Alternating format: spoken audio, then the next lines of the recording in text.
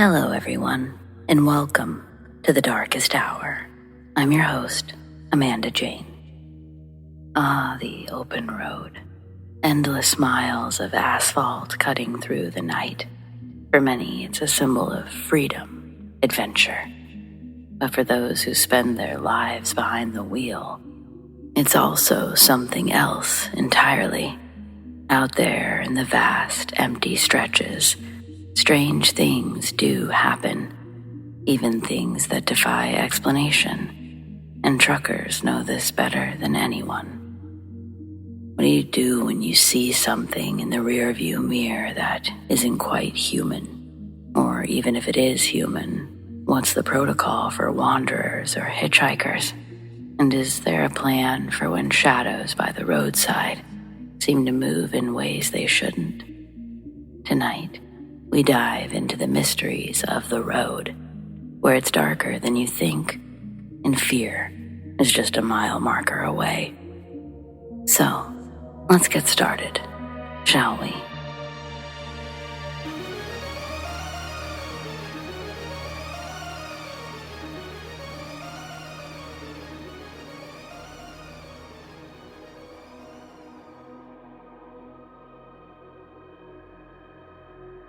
I've been driving a rig for a little over 3 years now, but I'm currently looking for some new work. Some people enjoy the lifestyle, but it's just not for me. I grew up in a city where the only thing you had to worry about were the other people, robberies, murderers, and the like. But when you're driving through open roads in the middle of nowhere, there are much worse concerns. Concerns I never considered when I took the job. Most of the time, the worst you'll encounter are poor drivers and traffic jams. But I recently drove through the night in order to finish a haul before my kid's birthday. To be fair, I did make it back for his party, just not without a price. It was well past 1 a.m. on a long stretch of highway when I had a back tire blow out on the passenger side. Huge strips of rubber were on the road, and I had just come around a curve. I couldn't leave it there for someone to hit, so I pulled over, grabbed a flashlight. I was more annoyed than anything. It's just exactly my type of luck. Once the rubber was off the road, I dug out all of the tire tools and got to work. Right when I got the old one off, I started hearing something big moving around in the woods behind me. At first, I ignored it, but as it got closer, I realized it was something on 2 legs. We don't have bears around here. That made me think it was a human, which meant fuck that tire. I threw my tools into the cab and then retrieved the safety triangles. As I ran back, I could hear the footsteps just inside the tree line, running with me. I screamed that I had a gun, even though I didn't. Not that it did any good. When I stopped to jump into the driver's seat, I saw what had been chasing me in a small opening between the trees. It was inhumanly big. Its head was at least 9 feet high, and its shoulders were the width of 2 linebackers. Shit, maybe 3, I don't know. It only stopped to look at me for a split second. Once I was inside the cab, it continued running forward. I got the rig moving as fast as she could go, but within a few hundred yards, it darted into the road. I only caught a glimpse of it as it charged towards the passenger door. It all happened so fast. It was on all 4s now. I know its body was the size of a brown bear, but its body was jet black, and its head was more like a wolf's. The ears and the snout were long and pointed, and it was bearing huge fangs. I can't really pinpoint what was strange about its teeth. It's like there were more than there should have been, but I swerved so fast that it all seemed to blur together.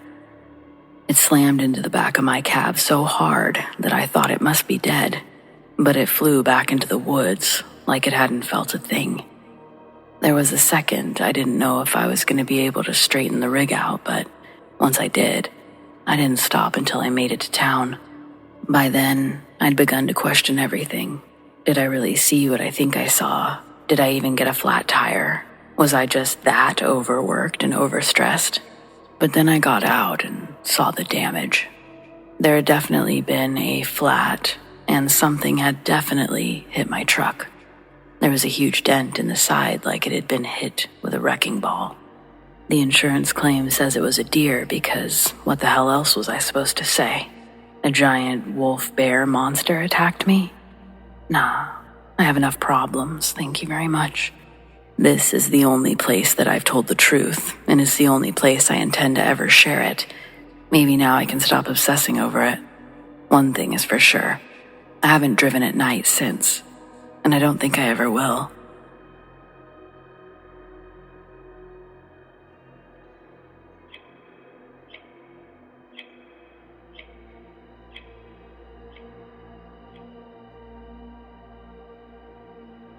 I service fire equipment, so I drive a box truck and cover parts of Pennsylvania, New York, Ohio, Maryland, West Virginia.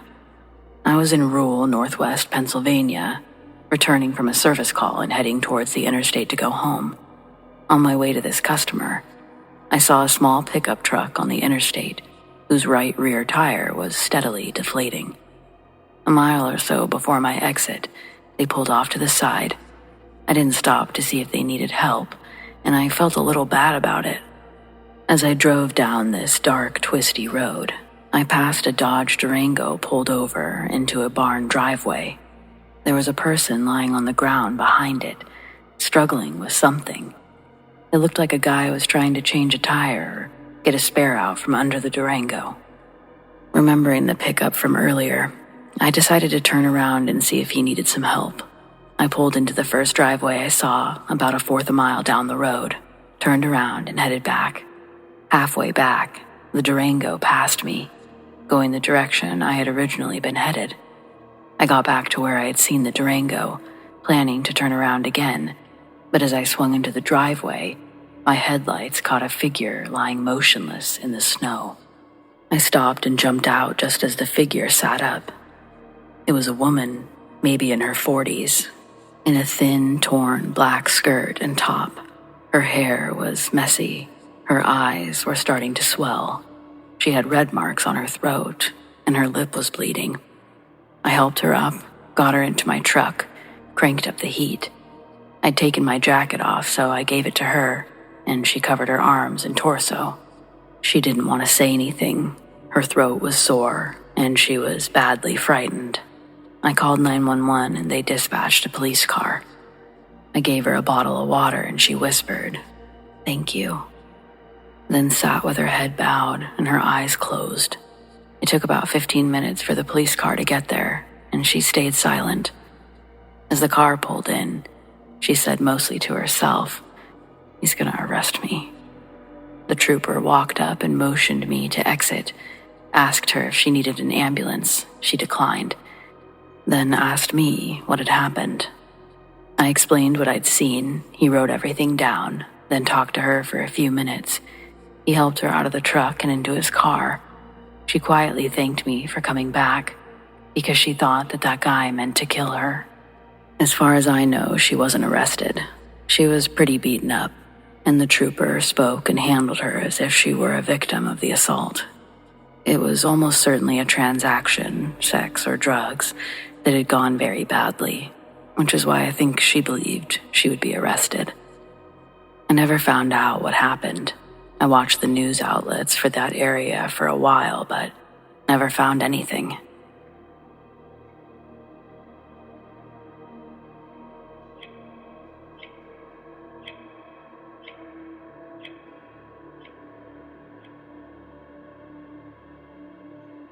This is probably my spookiest story from the road, and to this day I still have no idea what the fuck I saw.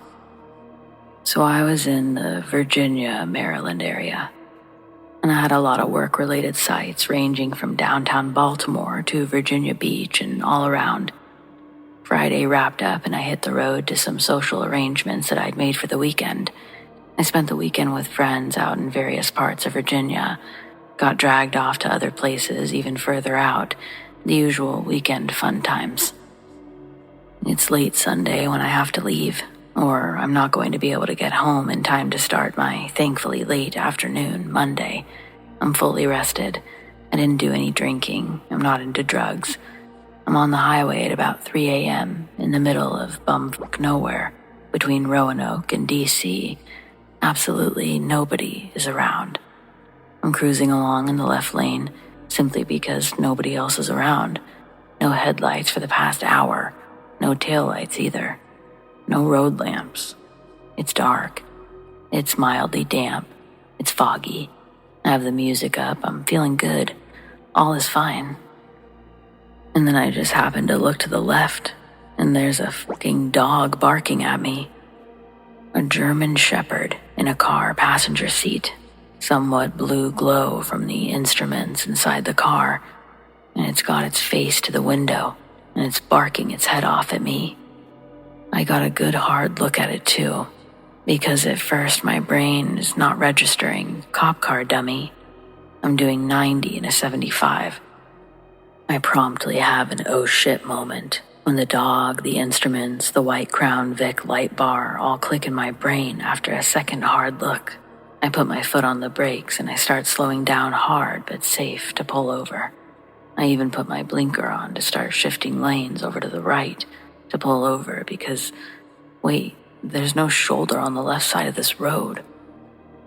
I look back to my left where there's still no shoulder or room for another car, and it's just gone.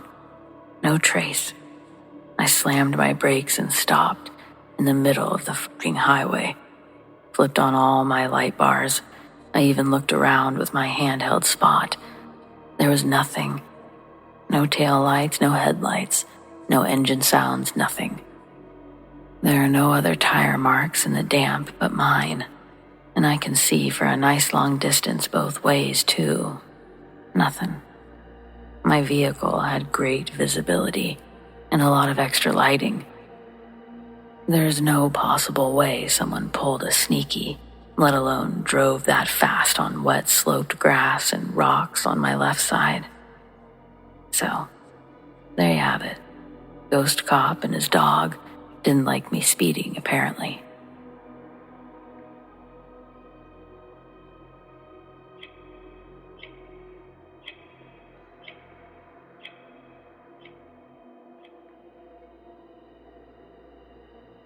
I've got 3 shorter stories for you from my days as a trucker. Now, they're all different, so I've labeled them as such. The first, creepiest.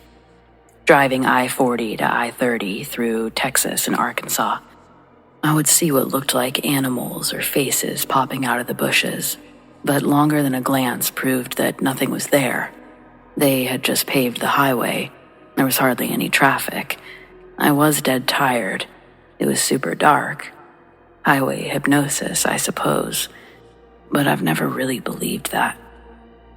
I guess this next one I would consider paranormal. When I switched to local driving, my route ran near an air reserve base in Indiana, so you'd see planes and helicopters pretty often. One night, about 2 a.m., I was headed to pick up another load when I saw a bright green light in the corner of my windshield. It was too low to be an aircraft. It moved pretty slowly, then darted, and I lost sight of it behind some trees that I drove by. And my last one, it's just batshit crazy, and it's the one that happened the longest time ago. Driving south on I-75 in the winter in Ohio, I witnessed a compact car like a Cobalt or something get on the on-ramp to merge into I-70 North, and they lost control. They went sideways, fell at least 6 feet off the ramp, went onto the shoulder of the interstate, landing on all 4 wheels, spun 360 degrees, and then proceeded to merge into traffic like it was fucking nothing. Blew my fucking mind. The CB radio was going nuts for about 5 minutes. Holy shit, who else just fucking saw that, etc. It was batshit crazy.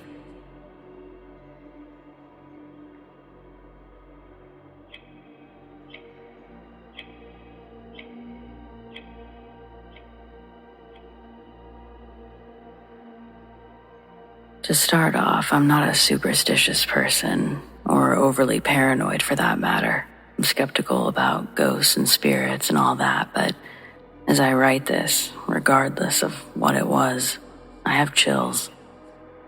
It was the fall of '98, and I'd been a truck driver for about 10 months. I was driving down a lonely stretch of 2-lane roads in central Louisiana. The sun was setting, and I hadn't passed a town in miles. The scenery was quiet, almost eerily so, with the trees casting long shadows across the road. It was one of those evenings where the world feels just a little off. That constant feeling like something's gonna happen. As I was driving, I noticed a hitchhiker up ahead. I thought to myself that I could use some company for a few miles and considered pulling over. But then something about the way he was dressed caught my eye. He looked like he was straight out of the 1950s, dressed like a greaser with a leather jacket, slicked back hair, everything. The whole scene felt like a snapshot from another era. What really unsettled me, though, was that the entire time I was approaching him, he kept his back to me. He never turned around, not once, and this all played over the span of just a couple minutes. But it felt longer, like time had slowed down. Suddenly, I was hit with a gut feeling that I shouldn't stop. I can't explain it, but every instinct screamed at me to keep going. So instead of pulling over, I swerved wide around the hitchhiker, giving him a wide berth. As I passed him, I glanced into my side mirror to check if I was clear, and that's when I saw it, or at least I think I did. Where his face should have been, there was nothing but an eyeless skull staring back at me. The image was so vivid and so chilling, it's burned into my memory. I'm not saying I actually saw it or that I know what it is. It could have been a mask, my imagination, trick of the light, but it scared me then, and it scares me now. He had clearly been hitchhiking, so what was his intention if it was a mask? And if it wasn't a mask, what the hell was it?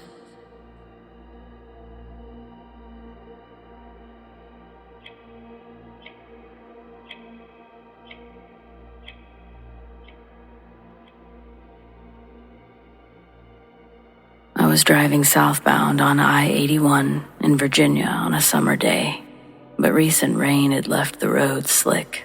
I was taking it slow, carefully navigating the wet pavement while faster vehicles zoomed past me. One car shot by at a breakneck speed, easily 90 to 100 miles an hour. I glanced over to where my mother and nephew were asleep in the bunk behind me. I had been about to make a comment on the driver's reckless speed, but seeing them peacefully asleep, I mumbled my frustration to myself instead. About a mile down the highway, I noticed the same car again. This time, it was airborne, crashing violently into the side of a semi. The impact ripped the trailer open. The load, marked as hazmat, spilled across the road. The sight was surreal. The crumpled wreckage of the car, the strewn totes, and the semi's mangled trailer. I pulled over quickly, heart racing. The driver of the car was bleeding profusely, his injuries severe. My mother and I rushed to his aid, using towels to stem the flow of blood the best we could. Each moment felt like an eternity, our hands trembling as we tried to help. The sound of sirens grew closer, and soon the state police and paramedics arrived, taking over the scene with a grim efficiency. We continued our journey to my mother's house, arriving about 30 minutes later. The house was quiet, a stark contrast to the chaos we'd just left behind. As we settled in, we turned on the news, hoping for some information about the accident. The headlines were stark and unforgiving. The driver had died. And then just one of those weird, unnecessary but chilling realizations struck me. My offhand comment to myself about the driver having a death wish had taken on horrific weight. I couldn't shake the eerie feeling that my words had somehow been a dark premonition. And that little coincidence just haunts me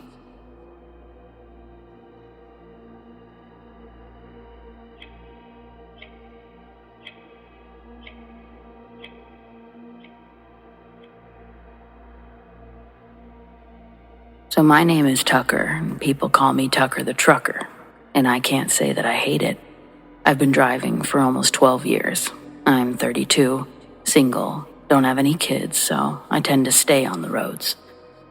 Most of my driving is done at night, less traffic that way. But you always want to fill up in the evenings because 24-hour gas stations can get dicey at 3 a.m. If you'll excuse the pun, I prefer to keep trucking along.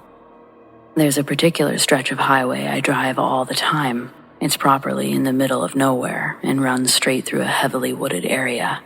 The shoulders are barely big enough for a car, let alone my truck, so I lived in constant fear of flat tires. Now, it's weird to think that such a little thing ever worried me. Last Wednesday was a normal, boring night until I got a call in the middle of that long stretch. There was an old SUV with its hood up, stopped diagonally across both lanes. One guy was standing next to it, waving me down, but I saw a second person ducking on the other side of the SUV.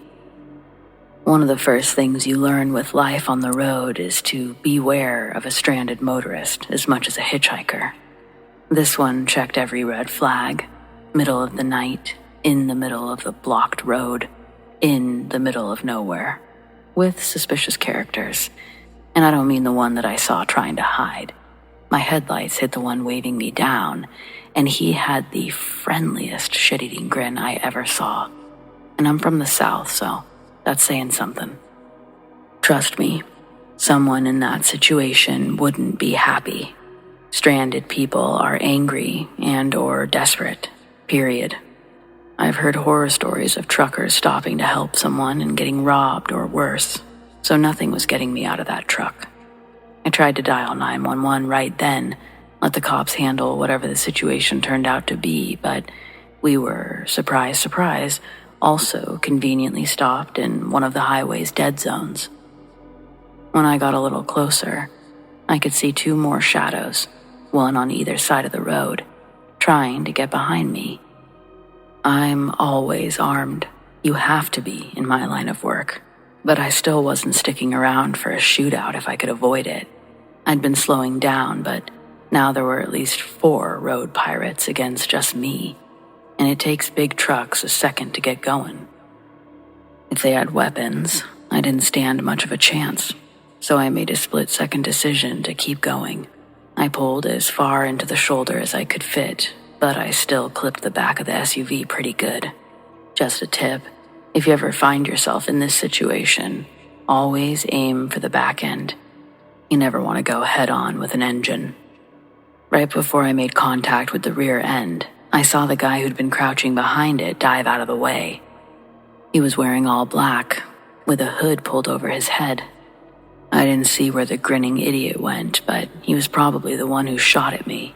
I don't know how many shots were actually fired because they started when the metal was still scraping, but it was at least 3. One came through the driver's side window and struck the windshield. I felt the wind on my cheek as it flew by. I almost swerved off the road but managed to get back straight. 2 more shots hit the trailer as I sped off.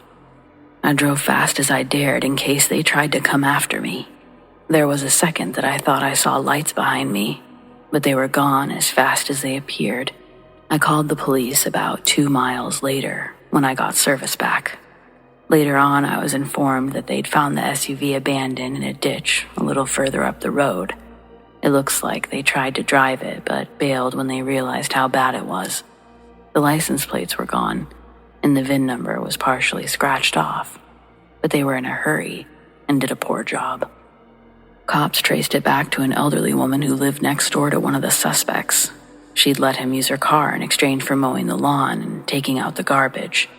Last I heard, they made 3 arrests and are still looking for the last one.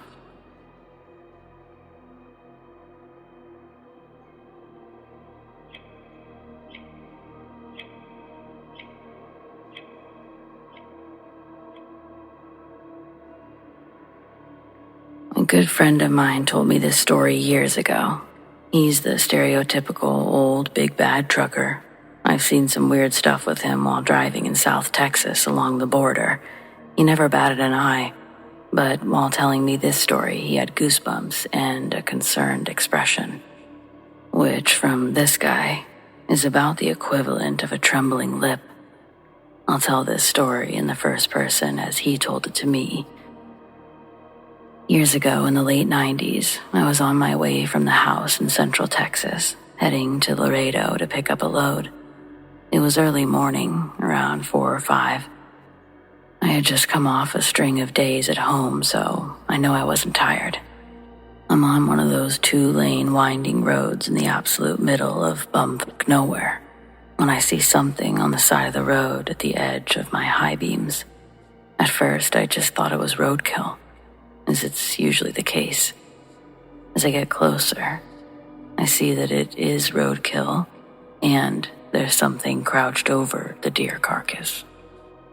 I remember thinking either this guy's taking the antlers as a trophy, or he's fucking sick. As I got closer, still, I can see now that this guy's eating the fucking deer. He's pulling chunks of meat from the stomach, bringing them to his face. At this point, he stops mid-motion and looks up at me.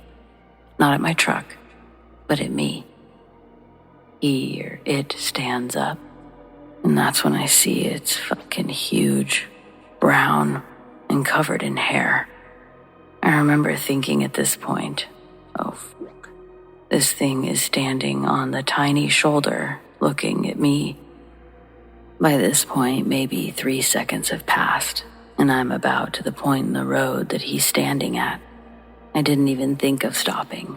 In fact, I'm starting to lay on it and get the hell out of there. As I'm passing it, it's looking at me. Again, not at the truck.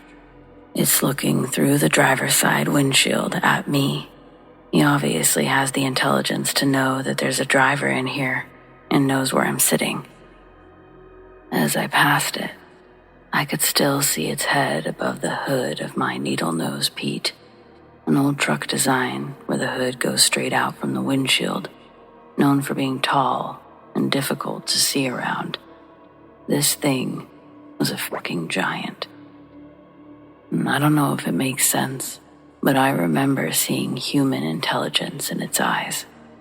It scares the shit out of me. Sorry for the wall of text, but I figure it's a story worth sharing.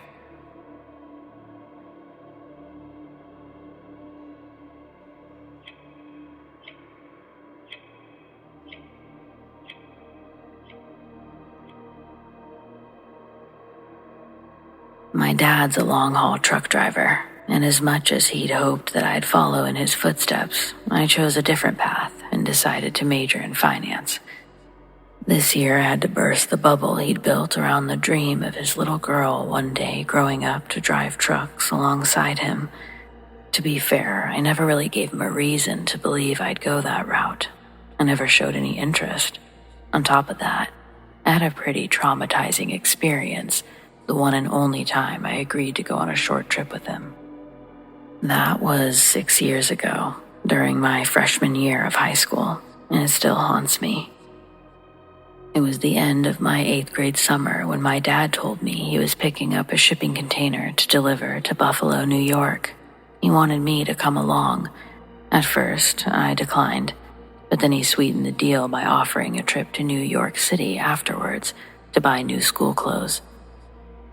After some quick back and forth in my mind, I agreed, which made him over the moon. My dad's a good guy, but was he the most devoted dad growing up? Not really. His career rarely allowed him to be at home, but we had fun when he was. My mom carried the weight of raising 3 kids on her own for weeks at a time, which brought its own stresses. But somehow, she and their marriage survived. I guess I get it. Society expects you to go out and be the breadwinner, but each time you leave, your child grows a little more without your presence. So, what's a father if he's unable to be a father figure? Or, I guess the same for a mother. Anyways, in my case, my dad's a pretty decent guy named John, and even though he may smell a little like diesel sometimes, I'm still glad that he's my dad. That's why I decided to spend a week of my summer with him. It was early in our trip, maybe the second night on the road. My dad was pulling the truck up a steep incline. The engine struggled with every inch of the climb, and through the black landscape ahead, both of us noticed a soft orange glow just over the hill. I had my window rolled down, and the smell of burning gasoline and rubber filled the cab. My dad slowed the truck even more, pumping the brakes as we prepared for whatever was coming. But before we reached the top of the hill, a woman suddenly ran out from the darkness into our headlights. She was waving her arms and screaming, "My baby is still in the car." My dad stopped the truck in the middle of the road, and we both jumped out, running the last 20 yards up the hill. When we reached the accident, the car was wrapped around a tree and fully engulfed in flames. The fire had already spread to the tree branches above. There was no way that we could have saved the baby. The fire had been raging for a while by the time we got there. When my dad pulled out his phone to call 911, I looked around and realized the woman who had flagged us down was gone. Less than an hour later, fire trucks arrived, and my dad moved the truck. Once the fire was out, they found the remains of 2 people. I'd never really been someone who thought too much about the paranormal, but after that, and to this day, I'm convinced the woman I saw was a ghost. And as sad as it is, I think I do believe when the baby perished in the fire, they were reunited. And that's why the woman disappeared. She had no reason to stay. She had her baby again. A friend of mine actually shared that theory with me a few years later, and it's what I like to believe happened. Still, it doesn't erase the trauma of the night. Even now, the smell of burning rubber instantly takes me back to the passenger seat of my dad's truck. And that, in part, is why I'm majoring in finance.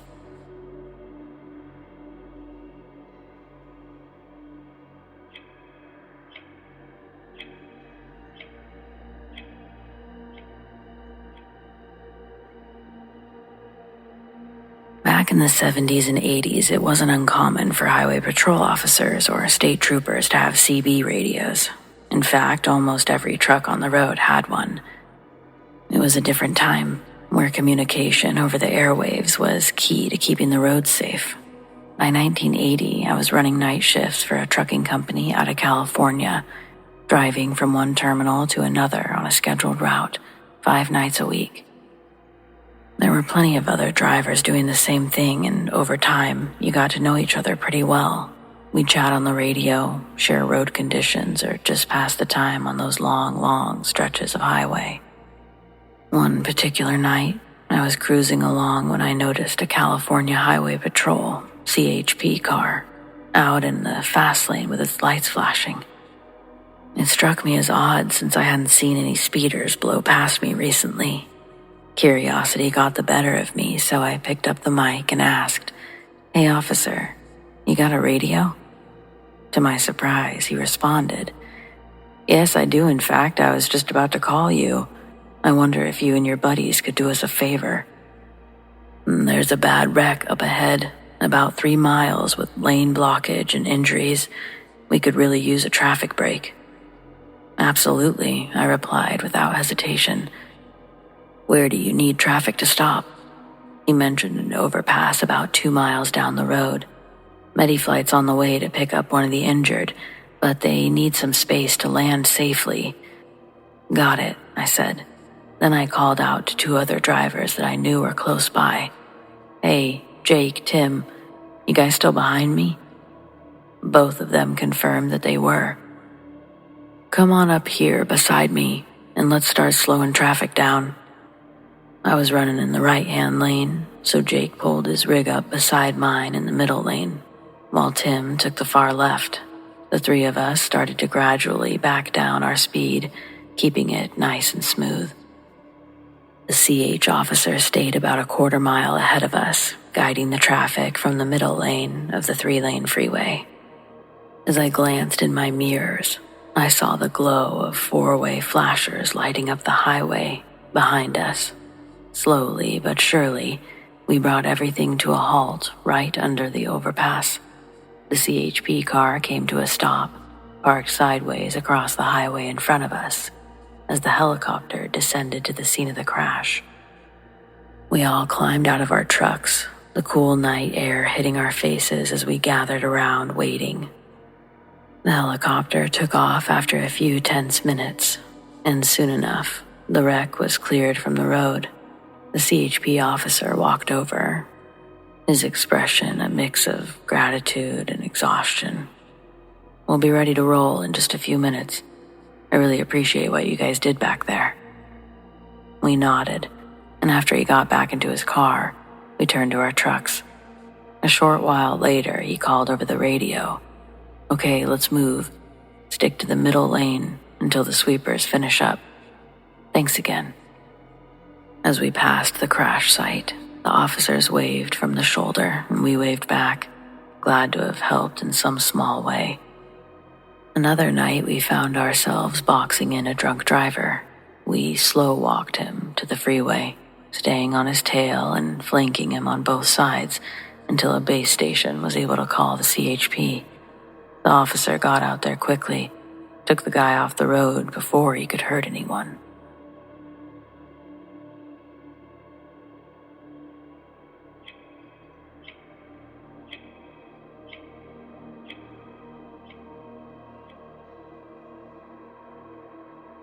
My dad has several stories from hauling logs in Idaho and driving trucks through Utah and Nevada. But my favorite is actually from his days just driving his pickup truck through Utah. He said that there was a light keeping pace with him out in the desert on a moonless night. It kept pace for a minute before it disappeared, and then his truck turned off. He was stopped. He turned it back on and pulled off at the next diner. The folks in the diner called it a common occurrence. I always liked that one. Now the creepiest one is when he was hauling logs in Idaho and was coming down from Coeur d'Alene area during a snowy winter night. He was putting on chains before heading down steep grade and said that all of the hair stood up on his body. It felt like there was something watching him. Halfway down the switchbacks, he saw a large figure standing on a 20-foot tall embankment. As he got closer, it jumped down and then leaped over to the other side of the embankment. At the time, he thought that it was a Sasquatch. Now, he says it was probably a demon trying to make him crash. He didn't stop to remove the chains until he was well away from the mountain.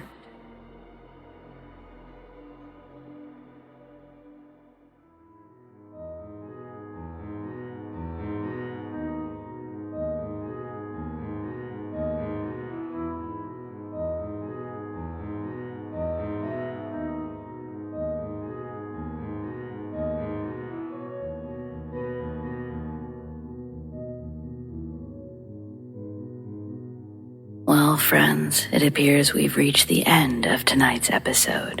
Thanks for joining me. Whether it's your first time or you're a regular, your support means the world over here. We've got brand new episodes every Friday night. Keep those eyes open long enough for those deep sleep videos, and of course, double features. Subscribe, tap the bell, and you'll never miss a thing. Big thanks to those who shared their stories, and a huge shout out to all of my patrons, whom we appreciate so very much. Tracy S, Tamara K, Monica L, ZoeWatt, Chelle B, Donald C, The Dark Cosmos, Marion T, Rat Girl, Alisha S, Erin G, Nikki H, Mr. Revenant, Naz K, Brendon G, Paul T, Nicholas C, Lizanne, Arlene F, Adrian, and TF Parham. If you want to support the Darkest Hour in other ways, consider joining my Patreon.